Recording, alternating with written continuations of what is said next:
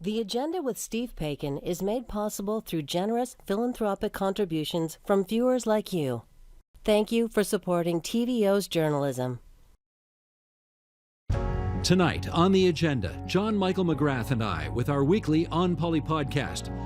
We've seen the Premier talk about, if you allow four-story fourplexes everywhere, people are going to scream bloody murder. That's a pretty hard limit on how far the Premier is willing to go.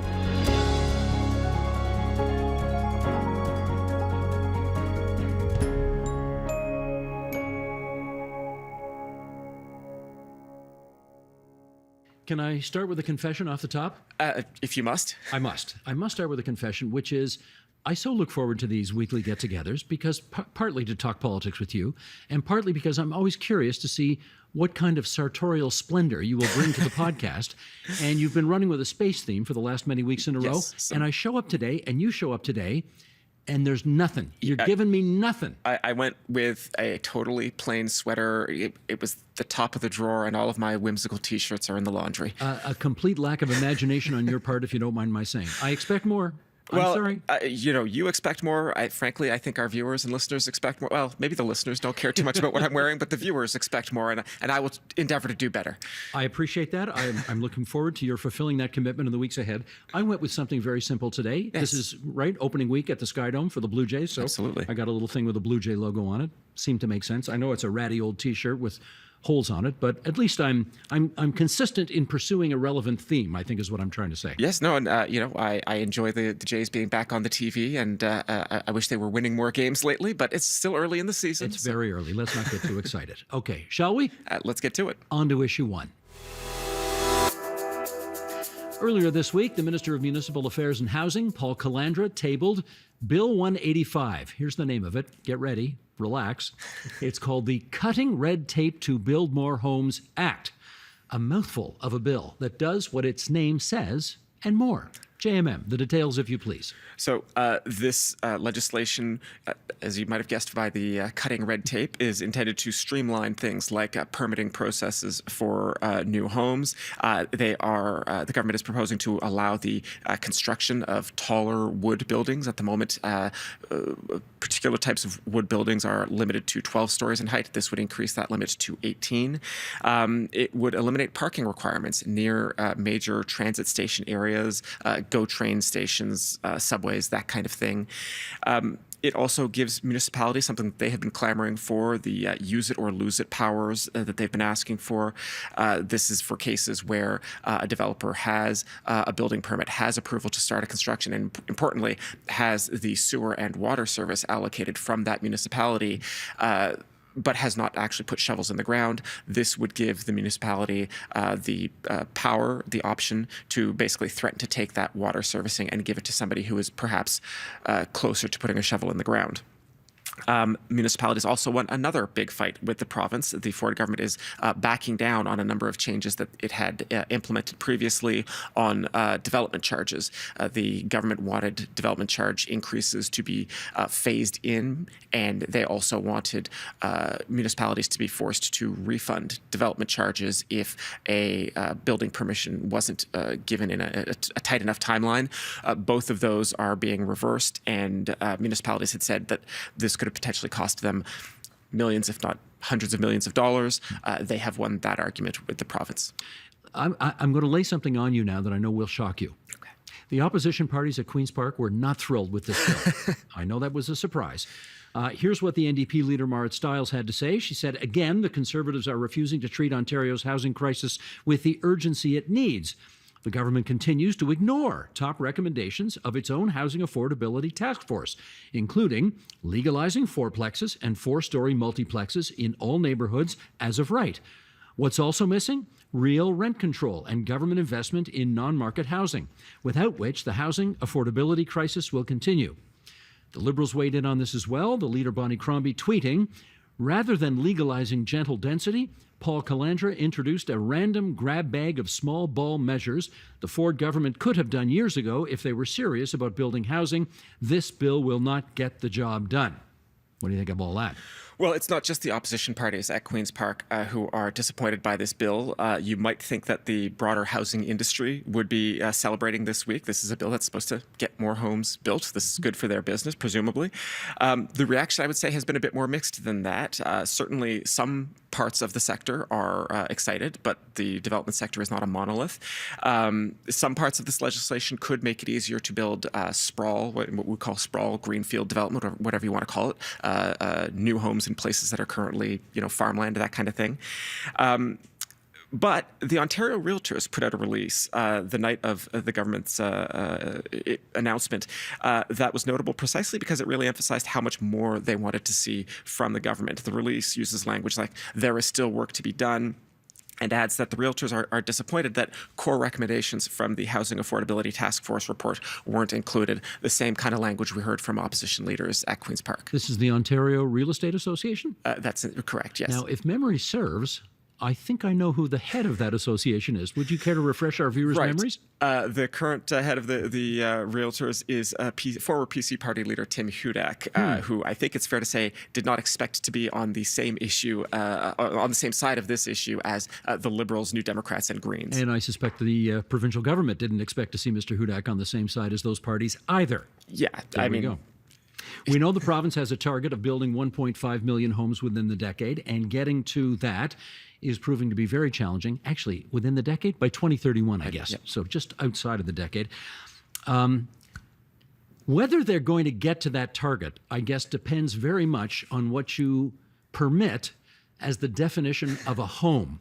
And there's a great debate in the province of Ontario right now as to whether a home is a home or beyond that is a home.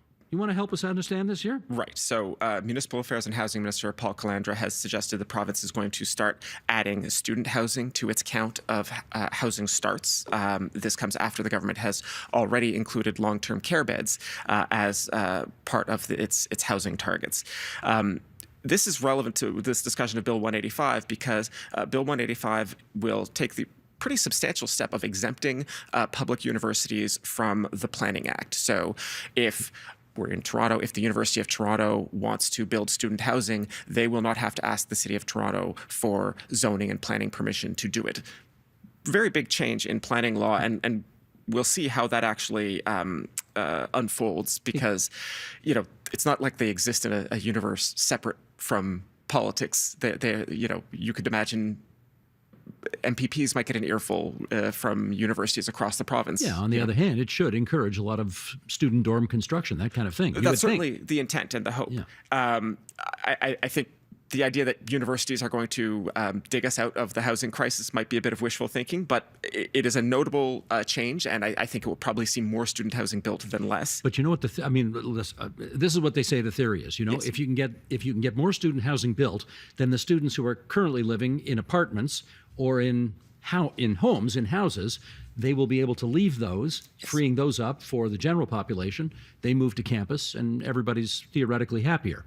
Yes, absolutely, and that's a totally reasonable theory of the case, with the stipulation that the homes, the student housing that the universities build probably has to be more affordable than the rooms that students are renting right now if you're going to draw them out. Right. And of course, universities aren't exactly flush with cash at the moment, so that's another issue.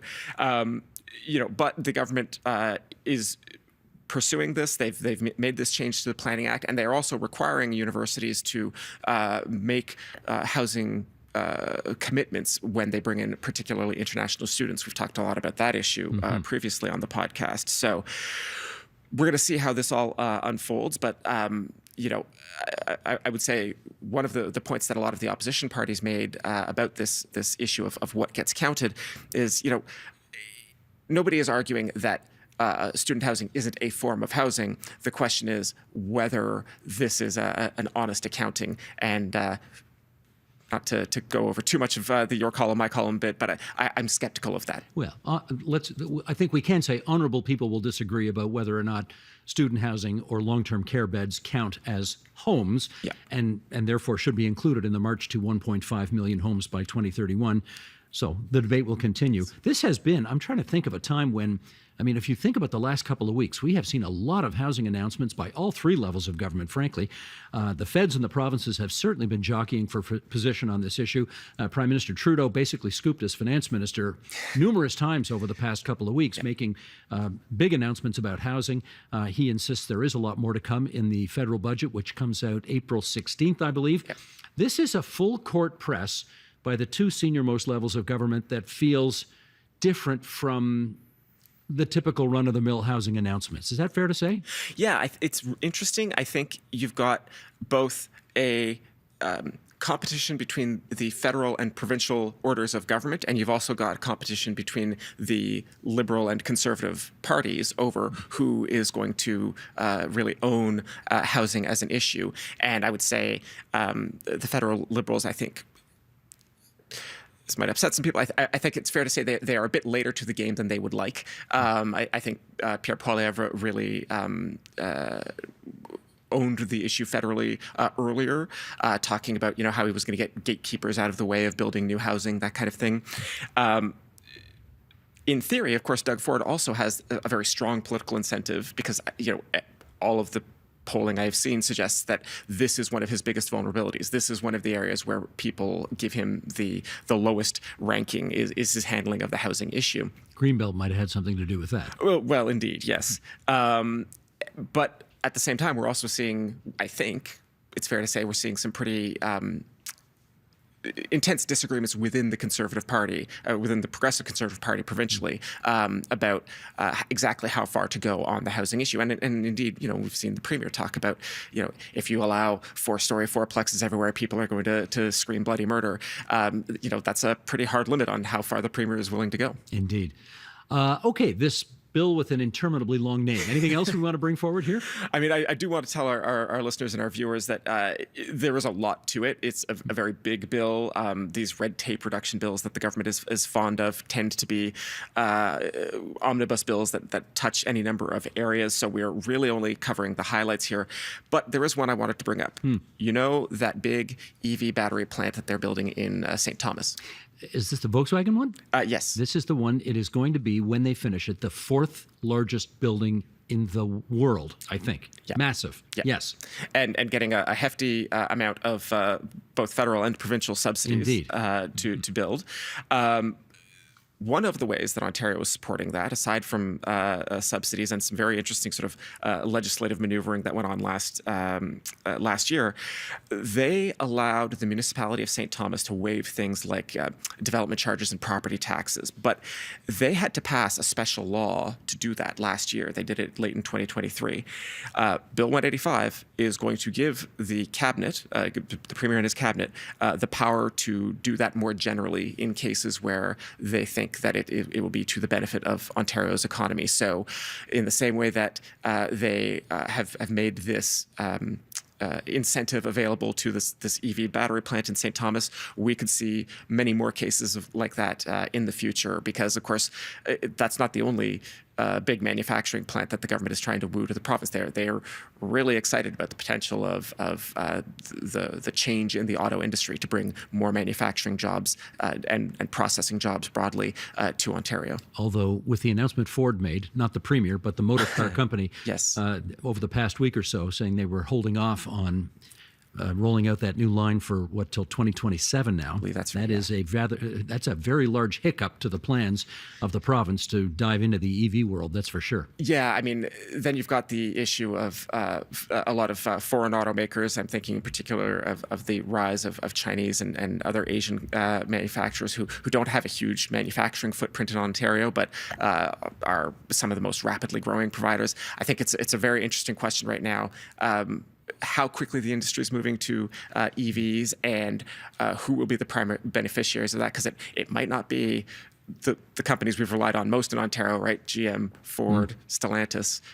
They might not be the big winners in this once in a century shift in the industry. Indeed.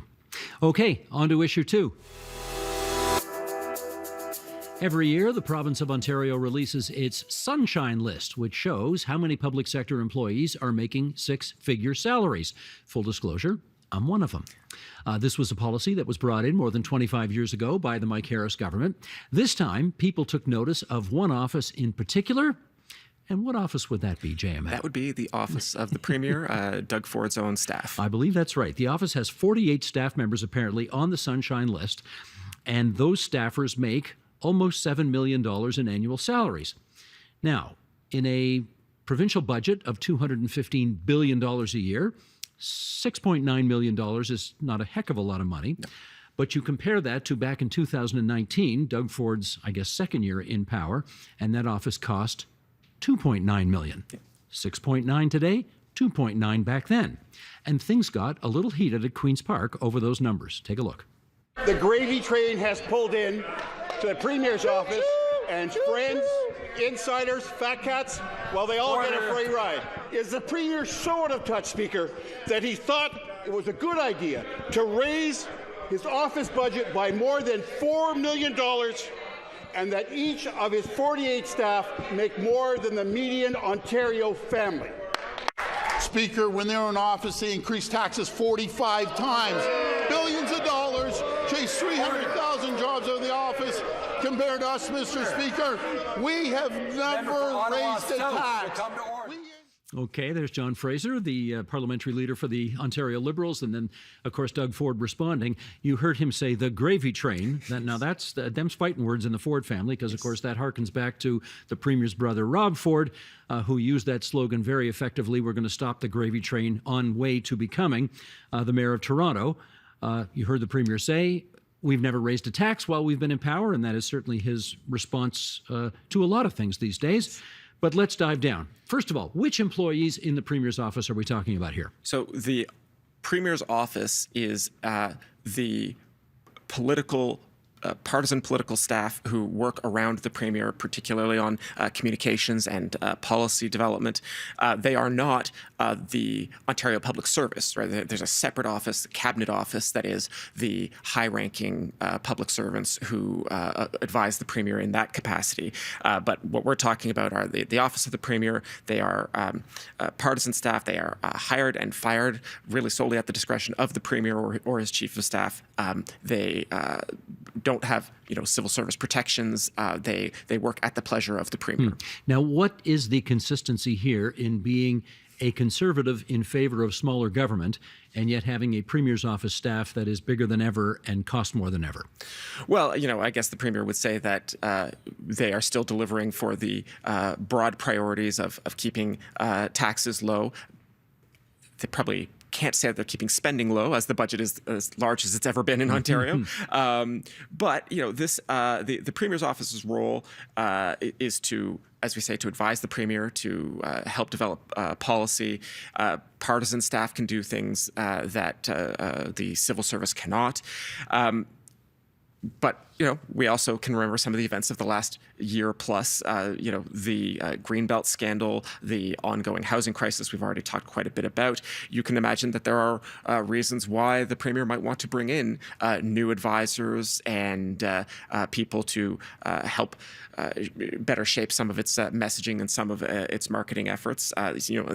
There is a not exactly a revolving door, but there are people who move out of public service, and then they go work in a consulting firm or whatever for a few years, and then they can come back into public service when the time is right, when they are called upon by the Premier of the day. The funny thing, JMM, is you never know what's going to tick off the electorate, right? I mean, sometimes you hear these billions of dollars for this and billions for that, and that doesn't cause a ripple.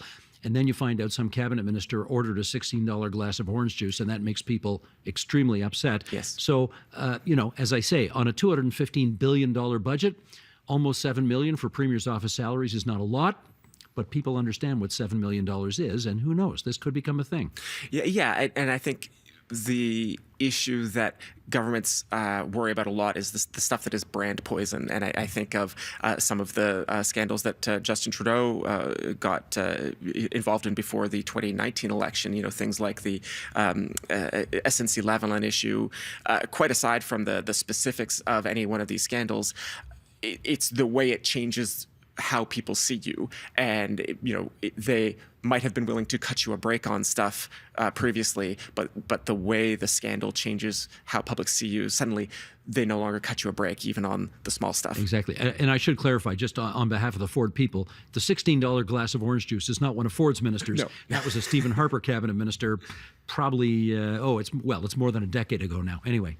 Okay, so what else here? Anything else? Well, there is data that shows that historically, the Premier's office budget goes up around election years. We've talked about the communications role for the Premier's office, and this explains some of that. You tend to hire more communications people as you're going into an election year. We are not in an election year right now, but we will be heading into one, in the next 18 months, I guess. Mm-hmm. So there's a good chance that we could see these costs in the Premier's office go up further.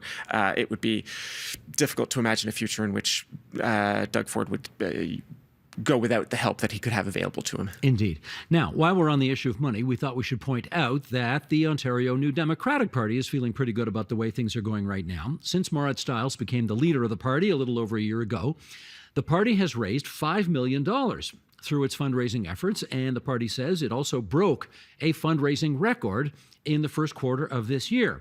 All of that to say, the NDP is building a good-sized war chest. For the first time ever, they are the official opposition for 2 elections in a row.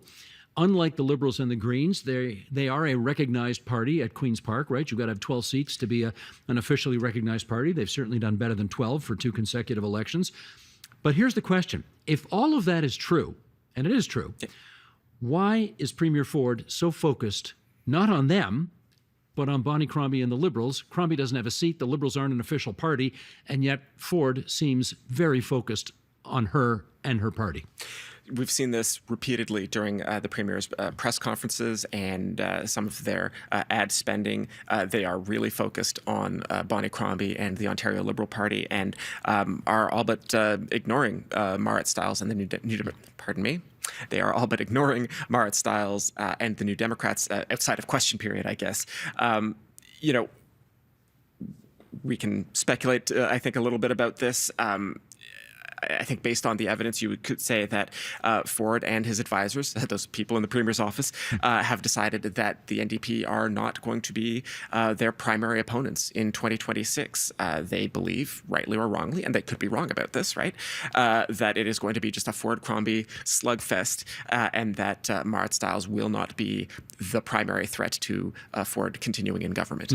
There's lots of ways of keeping score in politics. One is, of course, public opinion polling. Yes. And right now it shows Ford and the Conservatives well out in front in first place, the Liberals and Crombie in second, the NDP and Stiles in third. Yep. But another way to keep score is fundraising. And if you're bringing money in, that's usually an indication that you got something good going on out there. Anyway, that's the history of this. And we should say that the Ontario Liberals also had a pretty decent year last year between their leadership race and the momentum they carried after Crombie won. They raised something like $1 million before the year ended in 2023. They would obviously hope to keep that money train rolling. Now, this might be a good time to drop in a little listener mail from a woman named Deb Sonego. I hope I'm saying your name correctly, Deb. Deb is the Kanata-Carleton NDP provincial riding president. And she wanted to follow up on something that we talked about last week as it was related to the by-election in Kanata-Carleton back in July of last year, that was a former Conservative seat which the Liberals took from the Conservatives. So that was that was a heck of an upset. Sheldon, let's bring this up here. This is Deb talking, we canvassed the urban part of our riding twice, either in person or by phone. The golf course was mentioned in Kanata North, but was not an issue anywhere else. That was a local irritant, which caused some consternation for the Tory candidate. Housing and lack of a family doctor were the 2 biggest concerns. I told the party 1 year before our by-election that the riding was going progressive due to the number of young families moving into our riding. My prediction was true, and our canvassing had us leading the Liberals on the day before the election. But many of our voters went Liberal at the last moment as they were afraid of a Conservative win. That's from Deb Sonego, Kanata-Carleton NDP provincial riding president. Comments? Well, I went back and I looked at the actual vote counts for that by-election, and it turned out there was fewer than 2,000 votes separating the Liberal and the New Democrat in first and third place, respectively. The Tory came in second there. So Deb's accounting of events there could be right. By-elections are funny that way. It was a bit of a lower turnout. I think it was 35%-ish, which is low by the standards of a general election, but is a totally reasonable amount for a by-election. I do want to put a spotlight, though, on the housing issue that Deb mentioned, because if it was a big deal in Canada Carleton last July, I really strongly suspect it will be at least as relevant in Milton on May 2nd. I think you are right about that. And with that, let's get to our columns. Time now for our regular feature, Your Column, My Column, in which JMM and I reminisce about the columns we wrote for TVO.org over the past week. What have you got teed up for us today? So as I mentioned earlier, both of my columns this week were about the housing issue. And I did want to talk about this question of how we count things like student housing or retirement homes or long-term care beds, because I do think it is genuinely concerning that the government is watering down its housing targets by counting more and different types of residences. As we say, it's not that student housing isn't a home, or even that student housing doesn't play a direct role in increasing the availability of other homes. But that 1.5 million target was set without counting student housing or retirement homes or long-term care beds.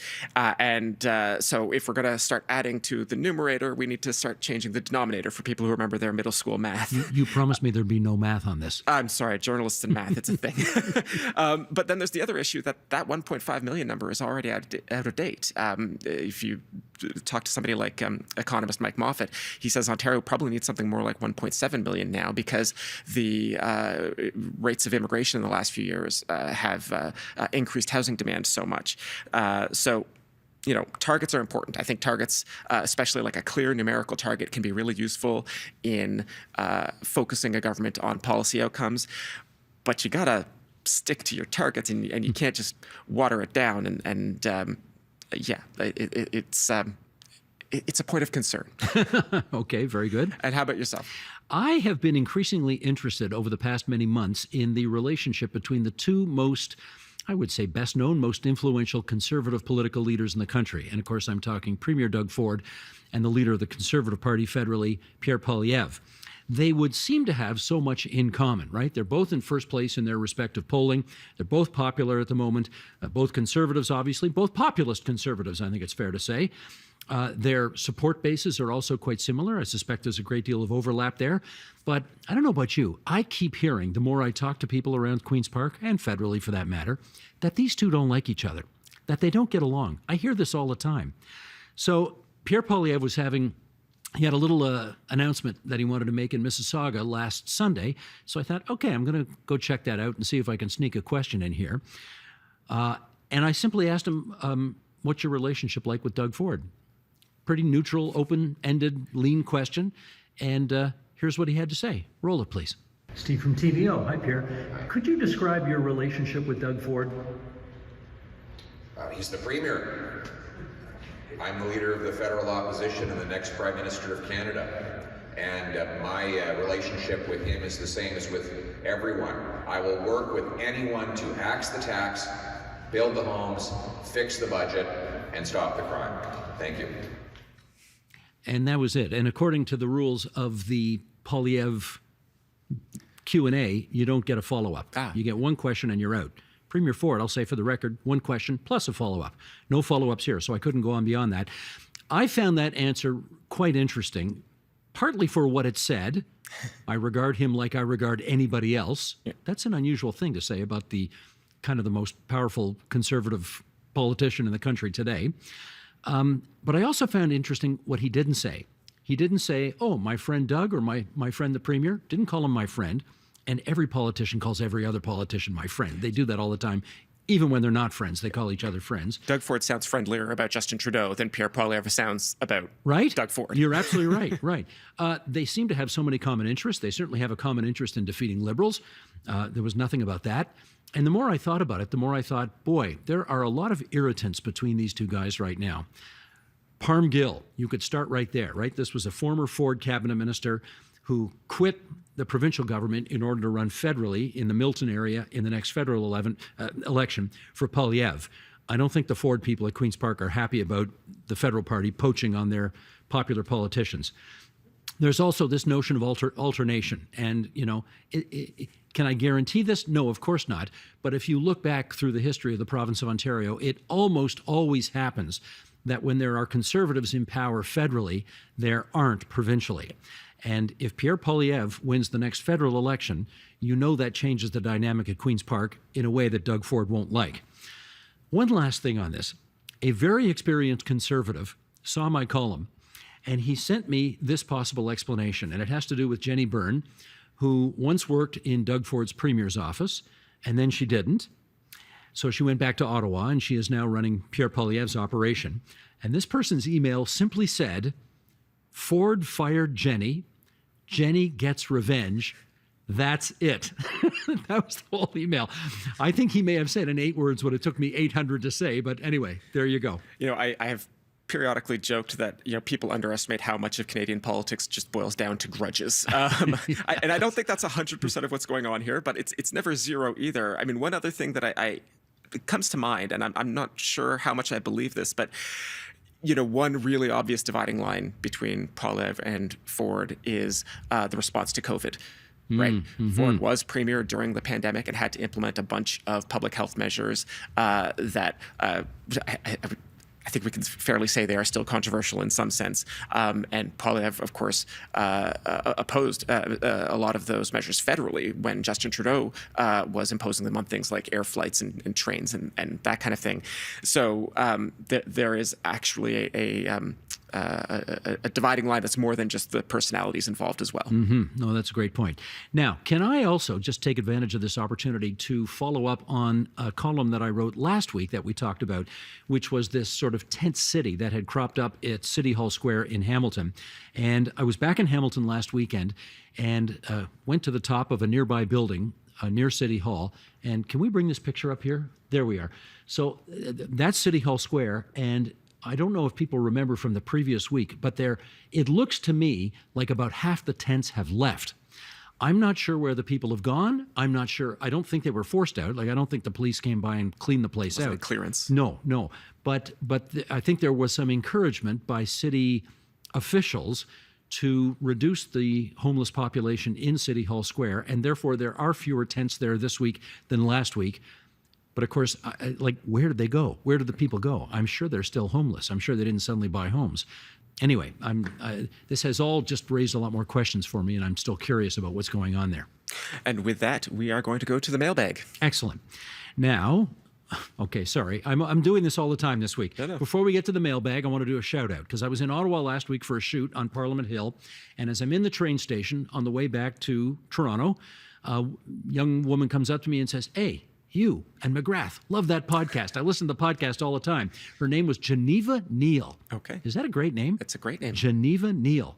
So the thing I found interesting about this is, the agenda, we're in season 18 for the agenda.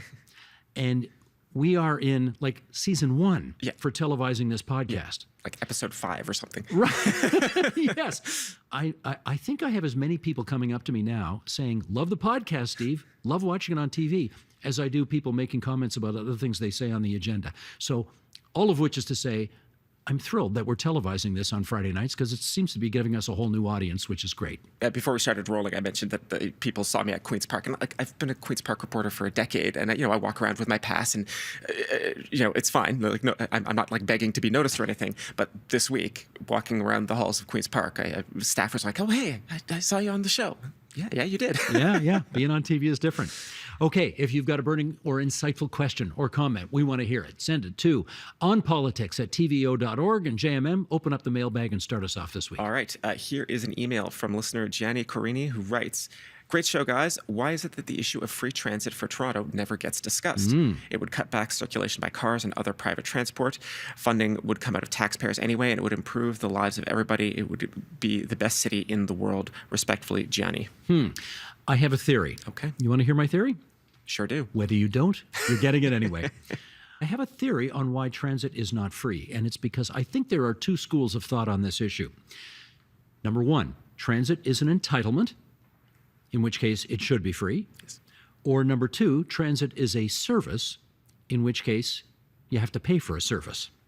And ever since the Toronto Transit Commission, the Hamilton Street Railway, OC Transpo, all of the transit services in this province were created, the transit is a service that you need to pay for thinking has dominated. And that's why it's not free, Johnny. I'm sure everybody would love it if it were free, but the fact is it isn't, because people don't see it as an entitlement, at least the decision makers don't. Right. They see it as something you have to pay for because it's a service. And some of this stuff is historically contingent, right? Back in the 1800s, when these transit services were getting started in big cities, including what became the TTC, these were actually privately run for-profit companies. So, of course, they charged a fare. And then with the rise of automobiles, it became less profitable for these to run as going, private enterprise. So they got taken over by the government. But that initial setup of having fares cover most of the bill never went away. And in the case of the TTC, it had one of in the industry they call it the fare box recovery ratio. How much of the operations are paid for by fares, and the TTC had one of the highest ratios in North America. But it varies widely all over Ontario. Go Transit, this has been a point of some grumbling in Toronto. Go Transit, for example, has always gotten more generous subsidies from the provincial government, while the TTC has had to sort of beg and scrape for every spare nickel. And the UP Express, the Up Express from Pearson Airport to Union Station, also heavily subsidized. Yeah. Heavily. But the TTC, not so much. Okay, go on. You got another one there? Yes, we received a very nice note over on Blue Sky, a different social media site where we are putting a bit more of our efforts in from TVO. Listener Jane Cote writes, I think there's nothing like you anywhere in any medium. Your quality is so high, it's kind of almost too high for me. Congratulations on your excellent work. Thank you very much, Jane. I guess we have to work on lowering our quality? No, I don't think that's what she means. I don't think she means. Although I do think I see a future slogan for our show here. All right. The quality is high, but we aren't. I think we can go with that. Yeah, I think the poor folks at the Ontario Cannabis Store would go broke if they had to rely on us as customers. I am not a regular customer there, I will say. Again, if you'd like to ask about our content on the show, or I guess any extracurriculars, please email us at onpolitics@tvo.org. There we go. That is the On Poly podcast for this April 12th, 2024. And until next Friday, shall we say, bye-bye. Bye-bye, everyone.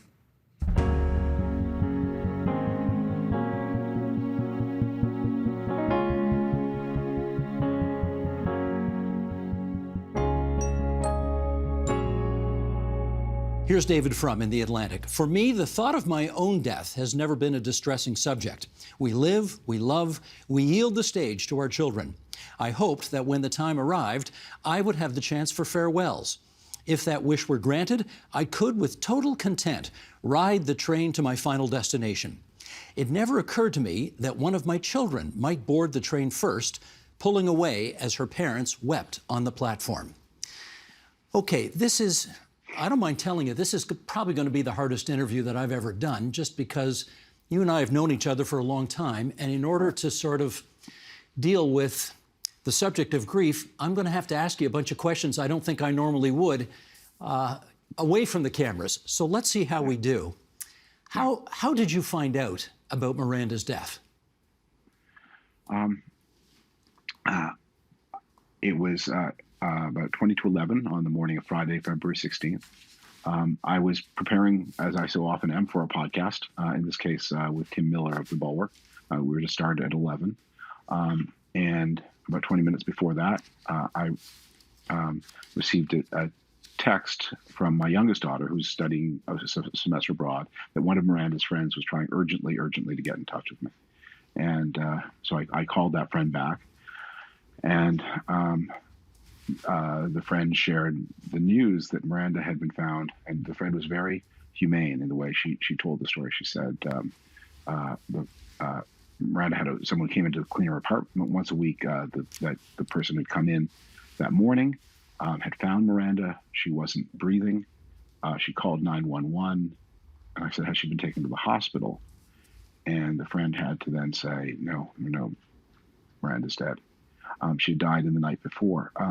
When the brain tumor that Miranda suffered from had done, although it was caught and removed, it was not a cancerous brain tumor. It was non-cancerous, but there's no such thing as a benign brain tumor.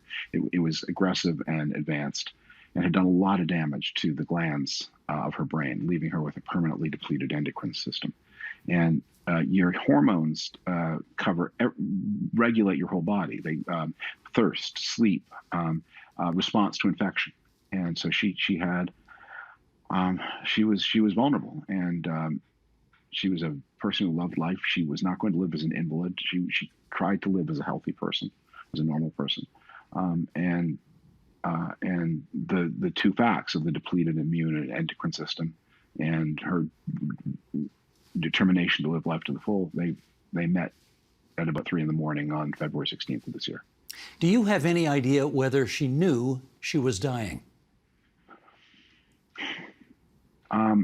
I do know that in the 6 or 8 weeks before, she made a special point of visiting in person everyone in the world she loved in many, many different cities. And this, I mean, she was always a footloose kind of person, but she went to New York, she went to Los Angeles, she went to Toronto, I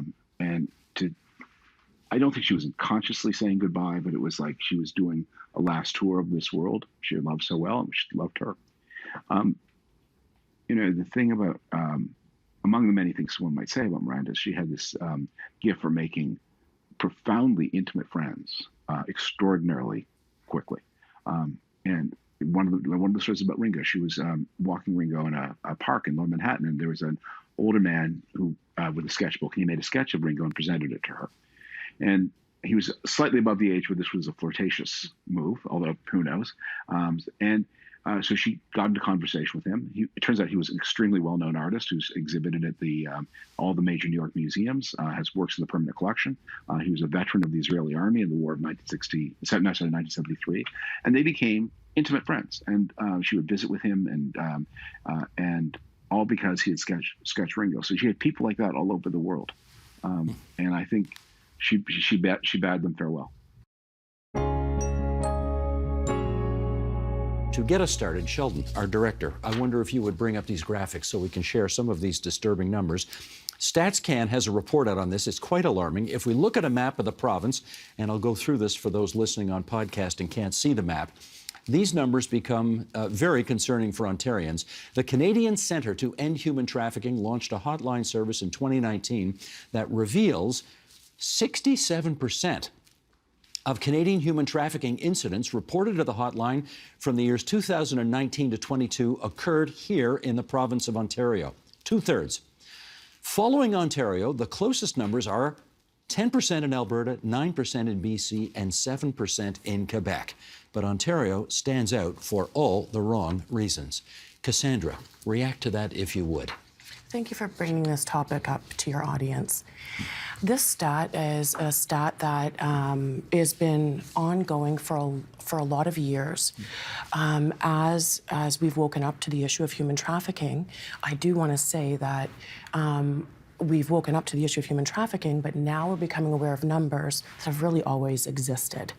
Right?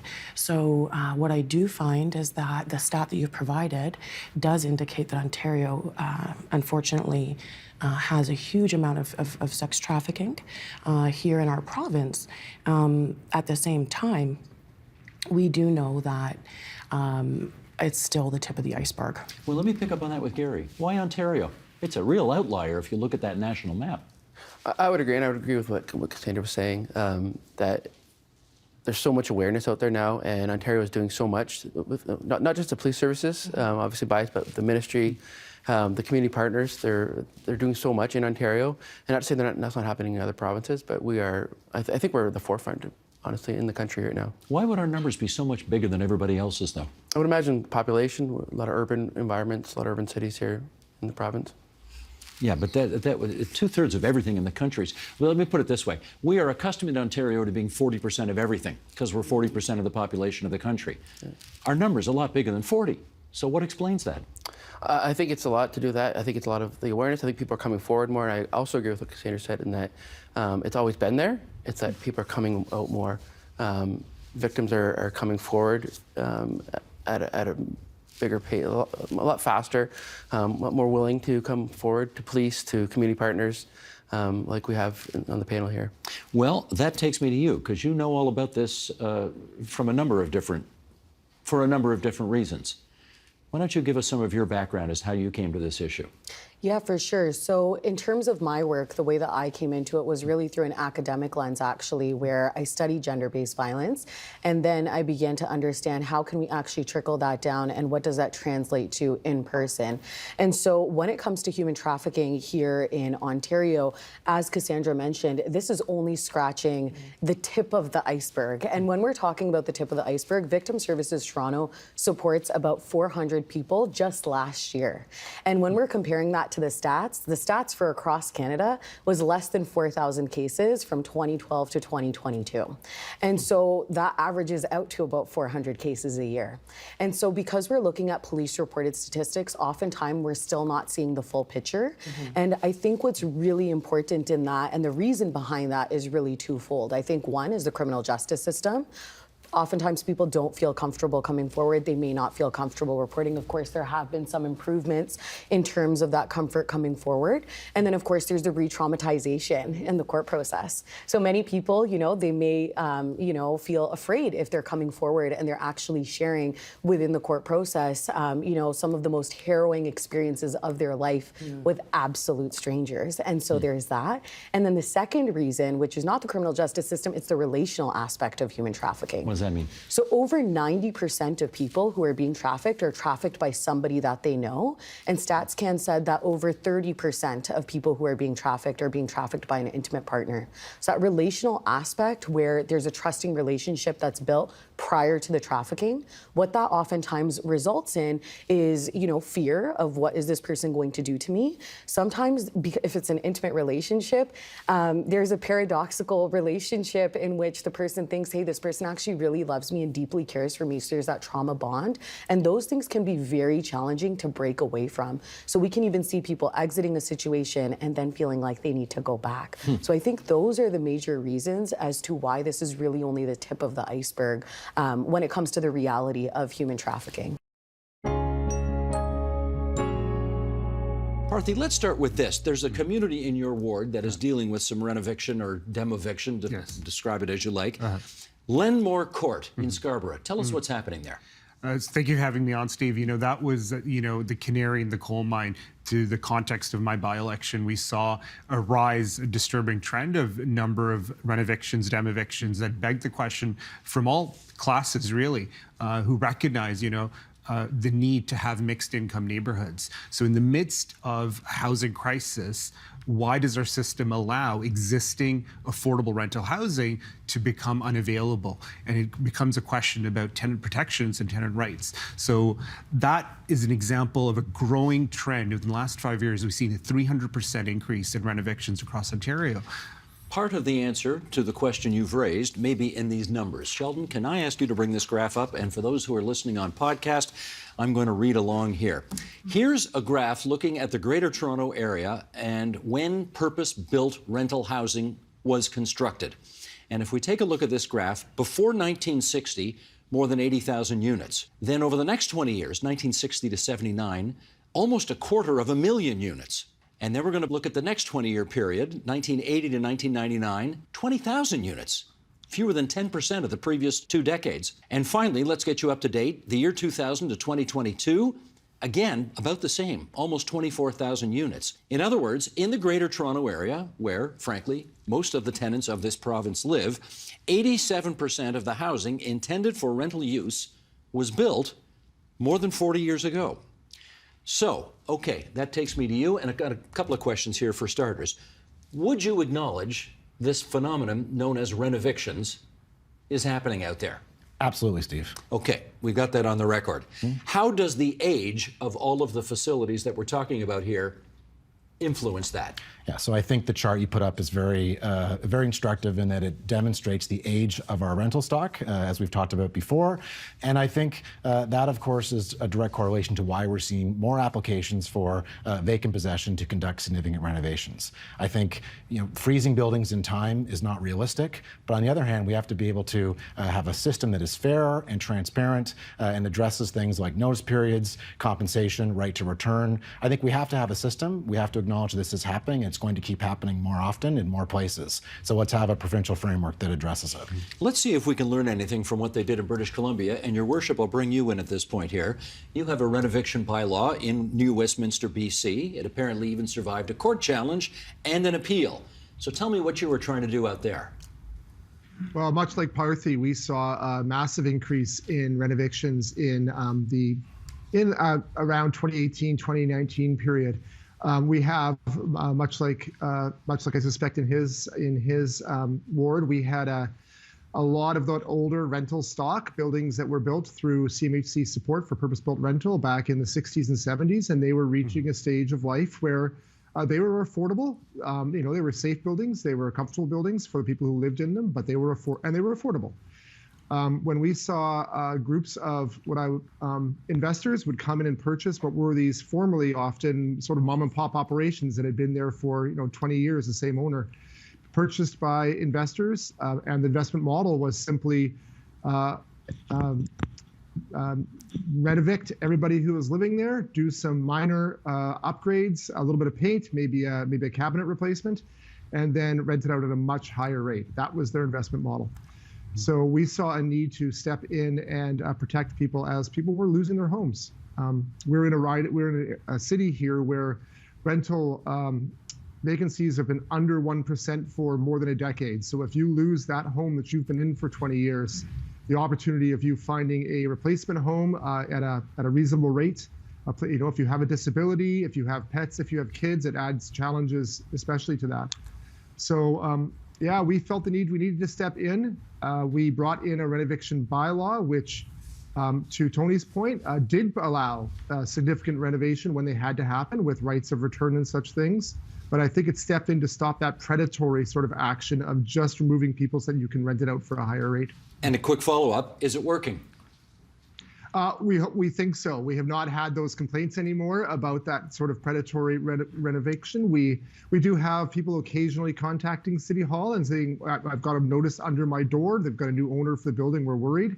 And we have processes in place in the city for us to actually reach out to the tenants and to reach out to the property owner to find out what their intent is and make sure the property owner knows what their rights are, and make sure the tenants, most importantly, know what their rights are. You write in the introduction to your book, our health systems suffer from arrested development. What does that mean? Well, it means that we started off really well. Way back in the 40s and 50s and 60s of the last generation, we did some really great things. Tommy Douglas and others decided that we should have insurance for everybody so their hospital care would be covered. And then later they decided we should make sure everybody has insurance for doctor care. And that started in Saskatchewan, was affirmed across the country. Monique Béjean did some great work to wrap all that together in 1984. With the Canada Health Act. With the Canada Health Act. And then we stopped. Even though those founders of Medicare always dreamed that it would go beyond just doctors that was guaranteed and beyond hospitals, that it would include things like home care and mental health care. But we essentially rested on our laurels and said what we had done was pretty awesome, and it is. So it's not nothing, but it never actually finished developing. Well, you said one thing in this book, and I thought, don't we already have this? You said universal primary care is something we should have in Canada. And as I say, I thought, wait a sec, we have that, don't we? We don't, eh? We do not have that, and you're not alone in thinking that we have that, because we've always thought, well, everyone can get doctor care, but the reality is everyone can't, because in fact we know now from studies that have been done in the last year or so measuring access to family doctors that there's about 22% of Canadian adults that don't have a family doctor or any other place to go to get primary care, and it happened almost without us knowing it, like the frog in the pot that gets boiled up until you realize that you're in a bit of a crisis, and no one was paying attention. It's like a bunch of folks my age, a bunch of family docs my age just retired, and suddenly 2 million people in Ontario don't have a family doctor. Retirement is a big part of it. It's the supply side as well. It's people leaving and going into specialized areas, but it's certainly reached a crisis point. You know, I got to tell you, one of the reasons I really liked your book so much was not just the prescriptive part of it, but also because I've known you since you first got into public. Actually, I met you before you got into public life. So. But there's a lot in here I didn't know about you, and with your, well, you've written about it, so I'm not going to ask your permission. I'm just going here. How much of your wanting to be a family doctor was because of what happened to your brother Gary, and maybe you should explain that to people as well? Well, thank you for asking that, Steve. And I do, it's in the chapter where I talk about being a family doctor that I describe the family doctor of my childhood, the first one I remember, and how he did house calls for us, which was an amazing thing that very few family doctors do anymore. And the reason that really mattered a lot to me and to our family was that we had a very tragic death of my brother, who was just a year or so older than me. He was 6.5 years old. We were living in Winnipeg at the time. There was a big influenza outbreak in Winnipeg, and he became sick one day, and a few days later ended up in Winnipeg Hospital and died within days of his illness coming on. And it was obviously incredibly hard on my mom especially, and I always felt when our family doctor came over to visit, or when we went to see our family doctor, that it really mattered a lot to my mom, that she knew that there was someone that was looking out for her and looking out for the kids. And so I think that while I didn't realize it at the time, and almost didn't realize it until I reflected on it in writing the book, that 2 decades after my brother died, I was a family doctor myself, and I'm sure that what happened to him had more of an impact than I've ever realized.